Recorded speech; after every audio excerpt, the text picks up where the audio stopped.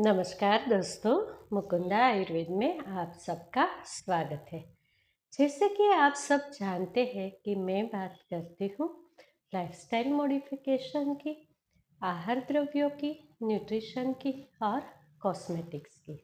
आज हम बात करेंगे अम्लपित्त माने एसिडिटी की।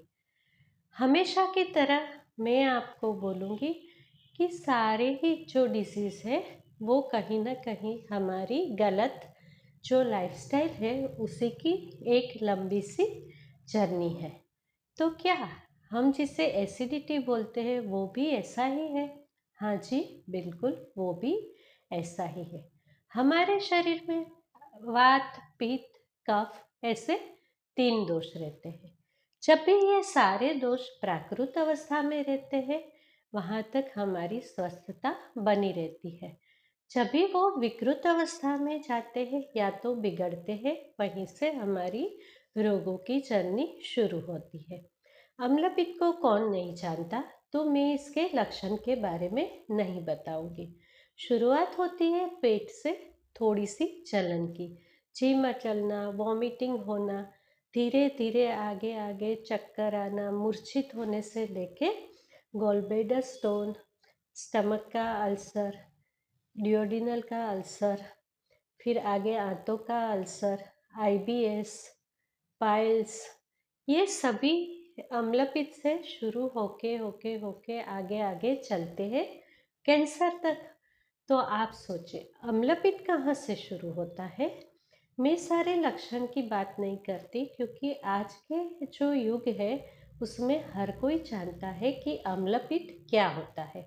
हम बात करते हैं अम्लपित्त कहाँ से शुरू होता है, कैसे होता है।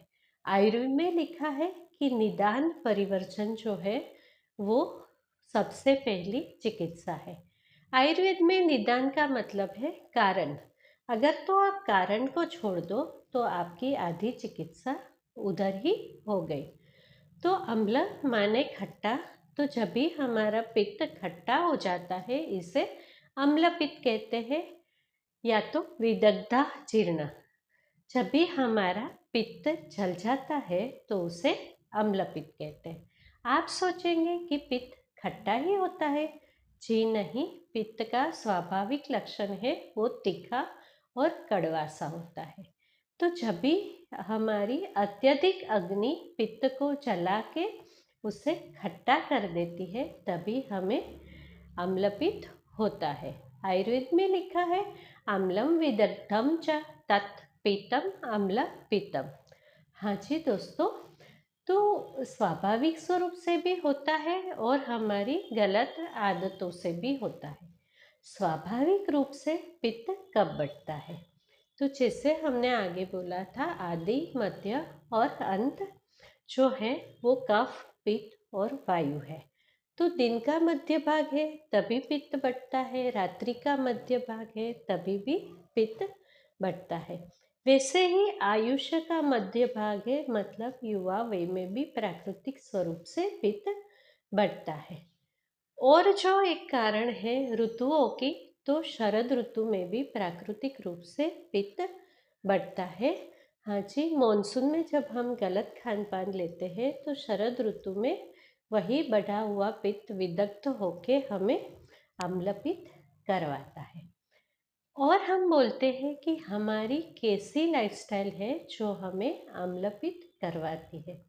खट्टा, तीखा ज़्यादा खाना, ज़्यादा फर्मेंटेड आइटम खाना, फिर विदाही अन्न माने कि एकदम से जलन पैदा करने वाला खाना खाना, जैसे कि बाहर का खाना, बहुत ज़्यादा दूषित खाना खाना, लंबे समय तक पड़ा रहा हो बना के वैसा खाना खाना, और बहुत ही ज़्यादा खट्टा खाना।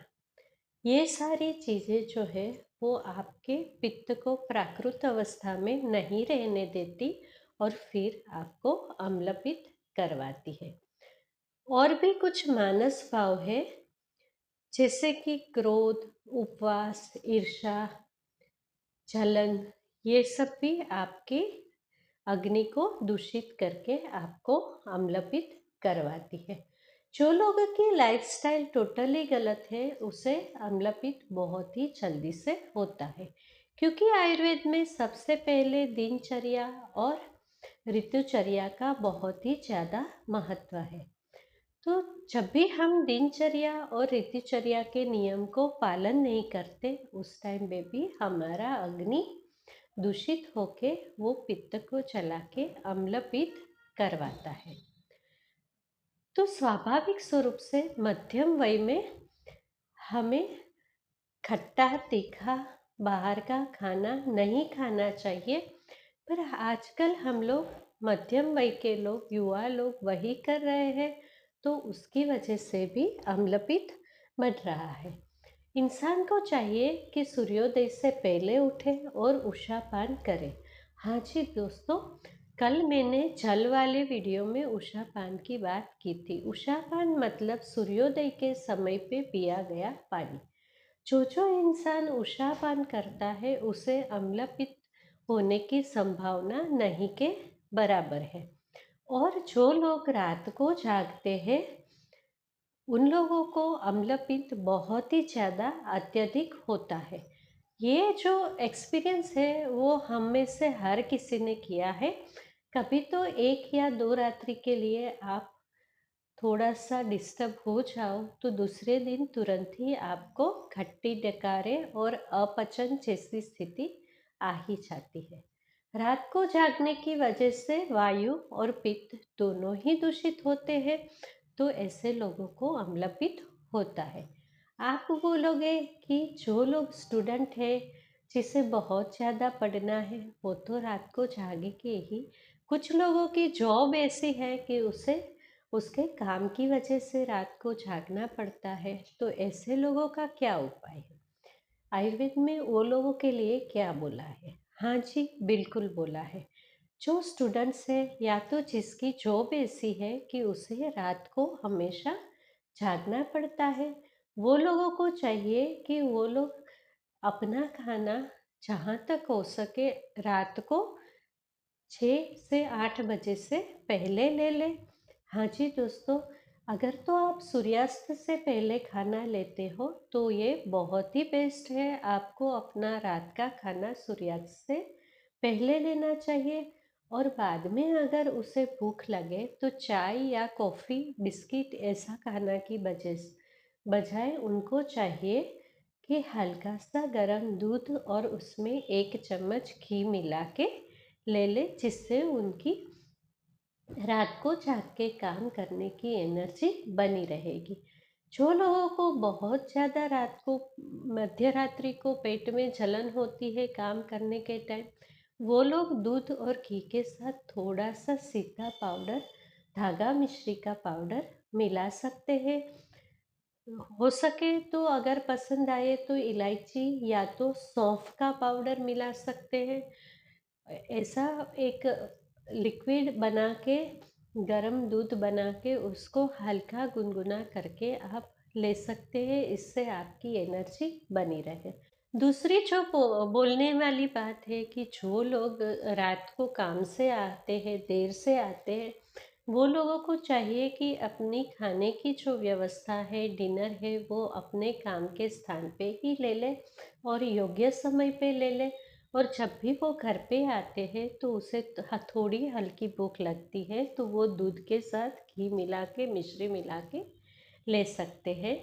बिल्कुल सोने के टाइम पे आपको कुछ भी नहीं खाना चाहिए।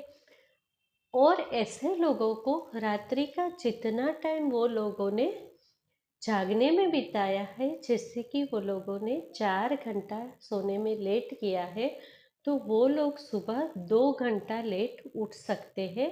मतलब कि सूर्योदय होने के बाद वो जितना जागे हैं उससे आधा वो सो सकते हैं। पर अगर तो वो लोग बहुत ज़्यादा देर तक दिन में सोएंगे तो उसको कफ वृद्धि होके बहुत सारे कफ दोष होंगे और मोटापा जैसी स्थिति भी हो सकती है।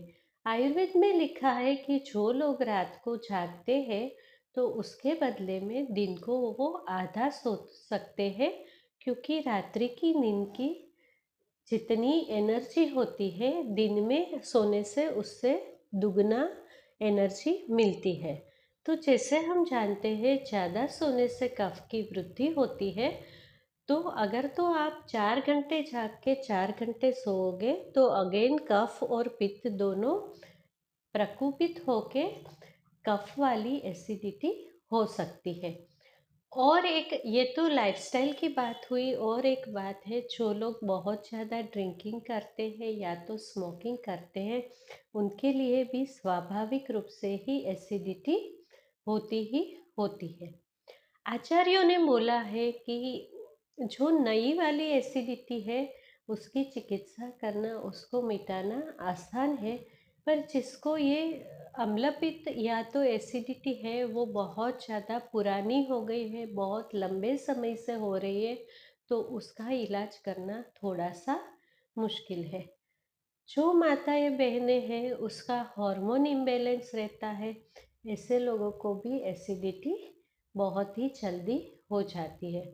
उनको चाहिए कि अपने हार्मोन्स को वो बैलेंस रखें, मॉर्निंग वॉक करें, सूर्य नमस्कार करें, कुछ थोड़ा हल्का सा व्यायाम करें। हाँ जी दोस्तों, या युवावस्था में भी बहुत सारी बहनों के हार्मोन्स जो है वो डिस्टर्ब रहते हैं, और उसकी वजह से उसे बहुत बुरी तरह से एसिडिटी और हेडेक हो सकता है। तो बजाय उसके कि जब भी एसिडिटी होए उसको दबाने के लिए टैबलेट ले, उनको पूरे महीने के लिए अपने शरीर का ध्यान रखना बहुत ही ज़्यादा ज़रूरी है। जो लोग बहुत ज़्यादा ज़्यादा स्ट्रेस, चिंता, तनाव में रहते हैं, जिसकी जॉब ऐसी है या तो पारिवारिक परिस्थितियाँ ऐसी है, जो लोग अत्यधिक दुखी रहते हैं और दुखी है, उनको भी एसिडिटी ज़्यादा होती है।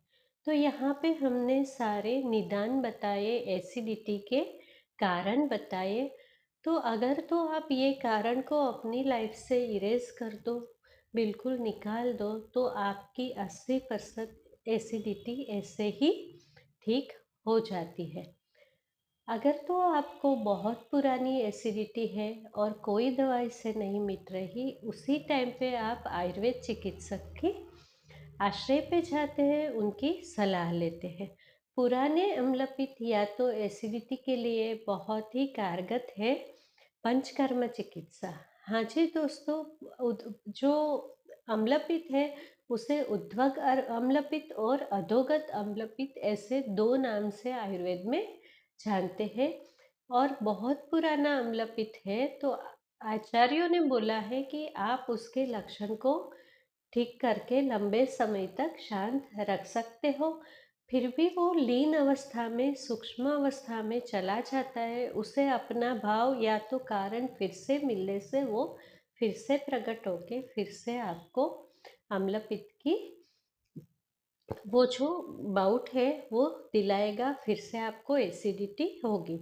बहुत ज़रूरी है कि उसे आप लीन भाव में ही रहने दें, आप निदान को परिवर्तन करें, आप अपनी लाइफस्टाइल को ठीक करें। पंचकर्म में आयुर्वेद में वमन और विरेचन वो दो बहुत ही ज़्यादा असरकारक विधि है, जिससे कि पुरानी जो एसिडिटी है उसमें बहुत सारा लाभ मिलता है।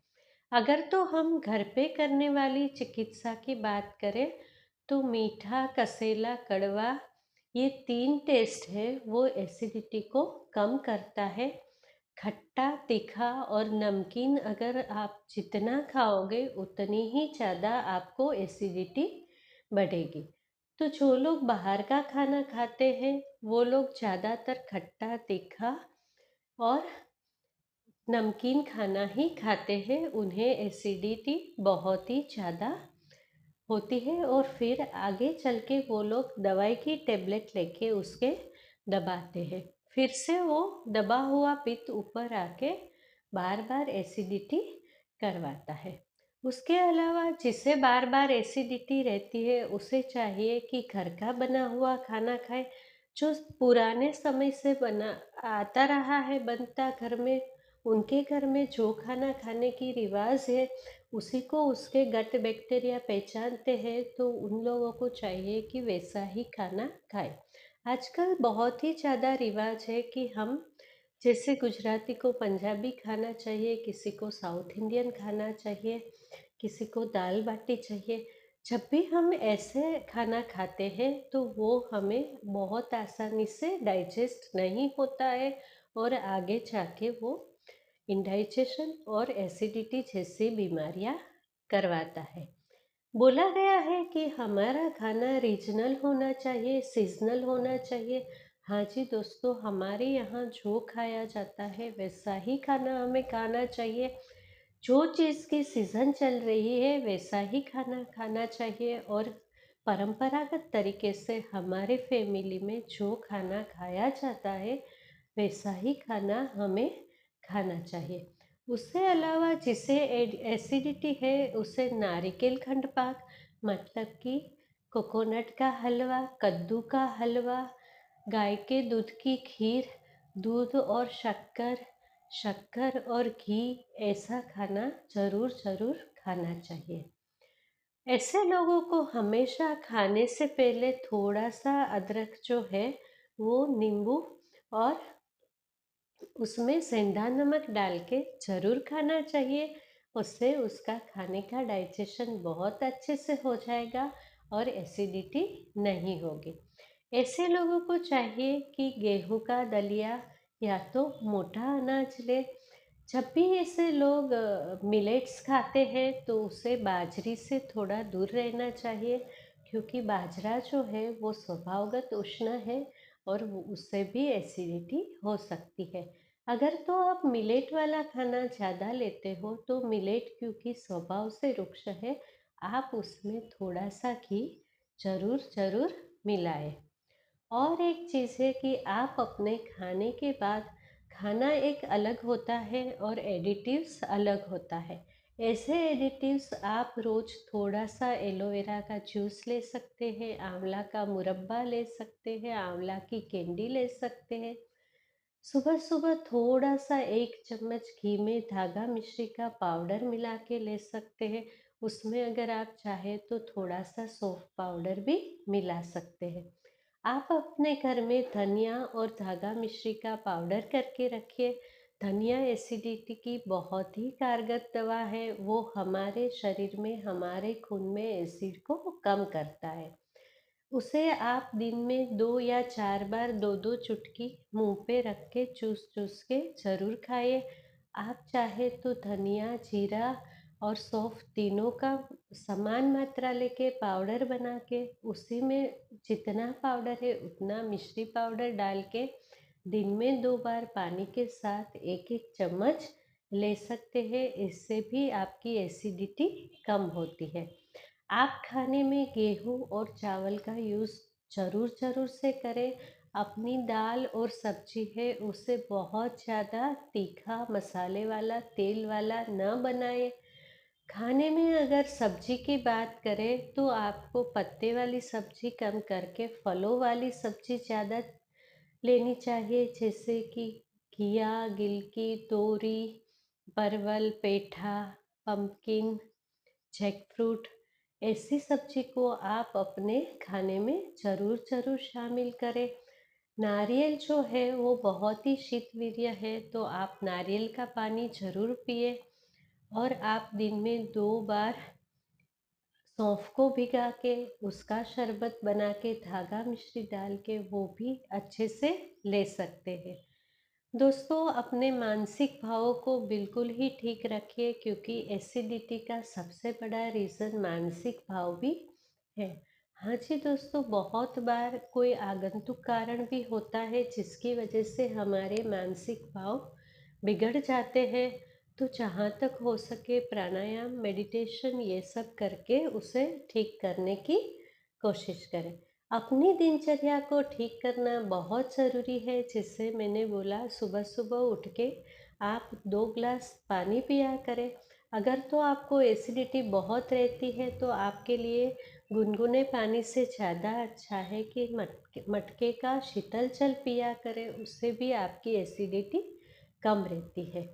एक और कारगर उपाय है जो बहनों को हार्मोन ज़्यादा डिस्टर्ब होता है वो लोग कर सकते हैं। अगर तो आपके पास फैसिलिटी है तो आप रात को एक बड़ा सा मिट्टी का घड़ा या मटके में पानी भर के उसे चंद्र की शीतलता में रख लीजिए। सुबह सुबह उठ के उसके आप सर पे धारा करके उससे नहा लीजिए। अगर तो आप इतना नहीं कर सकते हैं तो उसे बहुत अच्छे से अपने मुंह पे छिड़किए। हाँ जी दोस्तों, अपने कपाल पे भी ठंडा पानी छिड़किए, उससे आपके हॉर्मोन्स काफ़ी हद तक शांत हो जाएंगे। रोज रात को अगर तो नहीं कर सकते हो तो हफ्ते में 2 बार अपने पैरों के जो तलवे हैं उसमें घी का मालिश जरूर जरूर कीजिए। इससे भी आपकी एसिडिटी कम हो सकती है। सुबह सुबह मॉर्निंग वॉक करना बहुत ही ज़्यादा फायदेमंद होता है एसिडिटी में। कुछ योगासन है वो भी बहुत फायदेमंद होता है, जैसे कि बालकासन है। उसे नियमित करने से, भूखे पेट करने से एसिडिटी में काफ़ी फायदा रहता है। नियमित ढंग से अनुलोम विलोम करने से आपकी अग्नि सम रह के आपको एसिडिटी में बहुत ही ज़्यादा फायदा मिलता है। जिसे बहुत ही ज़्यादा एसिडिटी रहती है उसके लिए ज़रूरी है कि वो शीतली और शीतकारी प्राणायाम ज़रूर ज़रूर से करें। अपना स्नान जो है वो ठंडे पानी से करें और सूर्य नमस्कार की बजाय वो चंद्र नमस्कार करेंगे तो उसका पेट पित्त जो है वो बिल्कुल जल्दी से शांत होगा। पानी कैसे पीना है उसके बारे में ज़रूर ज़रूर ध्यान रखिए। उसके लिए मेरा जल वाला पानी कैसे उपयोग कर सकते हैं ऐसे औषधि, वो वीडियो ज़रूर ज़रूर देखें। हाँ जी दोस्तों, जब भी कोई अगर बहुत कम पानी पीता है तो उससे भी उसको एसिडिटी होती है। और जो लोगों को सिप सिप करके बहुत ज़्यादा पानी पीने की आदत है उसकी भी अग्निमंद होके आगे उसका पित्त विदग्ध हो जाता है, तो उसे भी एसिडिटी और अपचन जैसी अवस्था हो सकती है। यहाँ पे दोस्तों मैंने मोटा मोटी बहुत सारी बातें बता दी। इसके अलावा जो लोग हैं वो स्मोकिंग करते हैं, ड्रिंकिंग करते हैं, उसे चाहिए कि अगर तो उसे बहुत ज़्यादा एसिडिटी होती है तो उसे स्मोकिंग और ड्रिंकिंग तुरंत ही क्विट करना चाहिए। हाँ जी दोस्तों, एसिडिटी अपने आप में बहुत बड़ा रोग है नहीं, पर अगर तो उसकी उपेक्षा की जाए तो वो आगे जाके आपको बहुत ही ज़्यादा परेशान कर सकता है। तो आशा रखती हूँ कि आप मेरी बात को बहुत अच्छे से सुनेंगे। अगर तो आपको याद नहीं रहा तो आप दोबारा सुनिए, लिख लीजिए और अपने जीवन में जो आरोग्य के नियम है उसका पालन कीजिए। क्योंकि सावधानी है वो आगे आपको ही काम आएगी। आगे जाके एसिडिटी बड़ा स्वरूप ले आपको बहुत ज़्यादा परेशान करे उसके पहले एसिडिटी होने के जो कारण है उसे प्लीज़ आप ख़त्म कीजिए और स्वस्थ रहिए। तो अगर आपको मेरी बात अच्छी लगी है तो मेरे वीडियो को लाइक कीजिए, शेयर कीजिए, सब्सक्राइब कीजिए और मेरा हौसला बढ़ाइए। मेरी बातों को ध्यान से सुनने के लिए आप सबका बहुत बहुत धन्यवाद।